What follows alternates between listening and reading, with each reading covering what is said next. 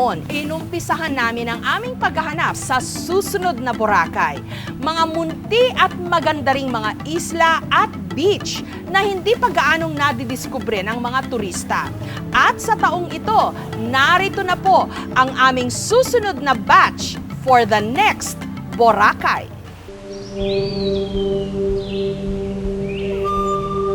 Ang misteryosong bundok ng Banahaw.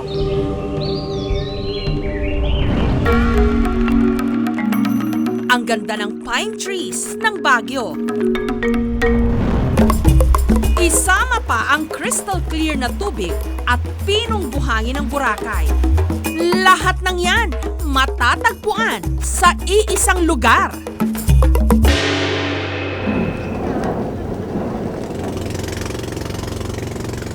Mahigit kalahating oras na boat ride mula sa Pundakit, San Antonio, Zambales, isang paraiso ang naghihintay.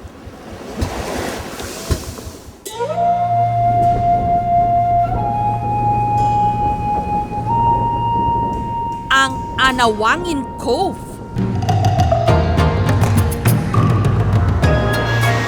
Perfect daw mag-swimming sa malinis nitong tubig at sarap maglakad sa abuhin nitong buhangin. Ang buhangin ito, lahar na ibinuga ng Mount Pinatubo.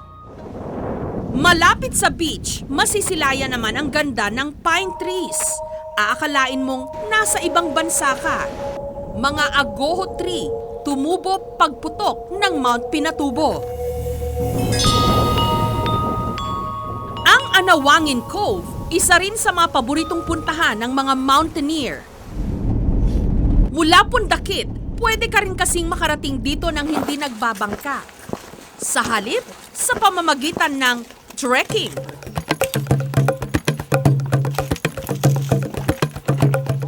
Pero dahil wala talagang direktang daan papunta rito at hindi pa rin ito naaabot ng kuryente, wala ritong resort.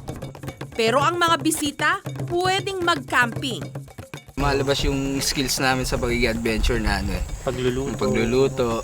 Kaya yung ito yung buhay na parang minsan lang. Hindi katulad sa city. Malinis yung tubig, tapos fine yung sand, tsaka tahimik.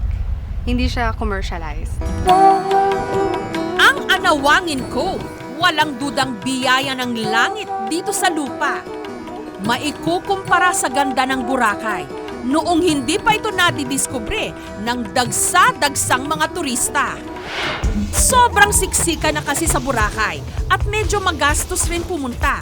Kaya tuwing summer, kanya-kanya tayong hanap ng bakasyunan. Kanya-kanyang hanap ng susunod na Boracay.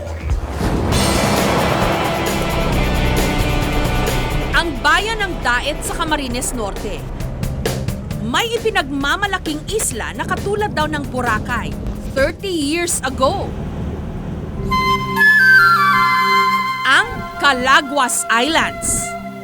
Grupo ito ng 17 na magkakahiwalay na isla. Noong narating ng aming team ang isa sa mga isla, tumambad ang 4 na kilometrong malapolvoron na buhangin nito.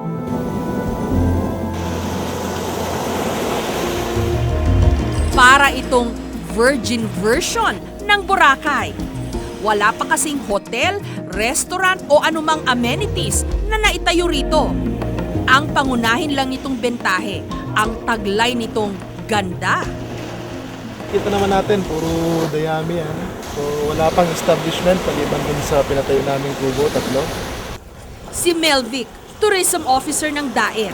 Mission daw niyang gawing the next Bora, ang Calaguas Islands. Sa mga naging client at pumunta dito sa amin, mga naging bisita namin dito, since nababasa talaga nila sa vlogs na virgin, no accommodation, no CR, so pagpunta nila dito, marami namang nakaka-appreciate nito.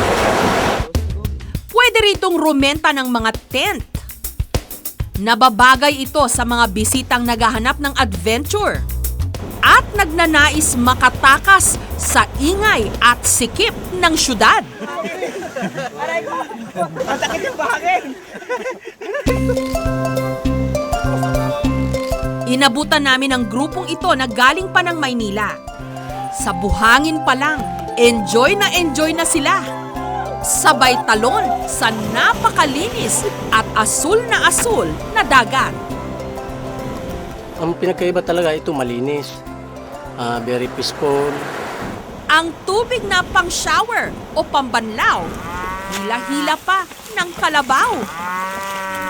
Galing pa sa kalapit na barangay ng Mangkawayan. Dahil wala pa ritong hotel o resort, tumutulong ang barangay sa mga turista.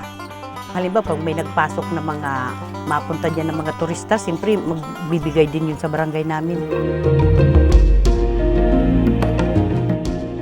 Susunod, Pueblo por la Playa sa Quezon. Kahit pa artificial ang white sand beach, pakiramdam mo may sarili ka na ring Boracay.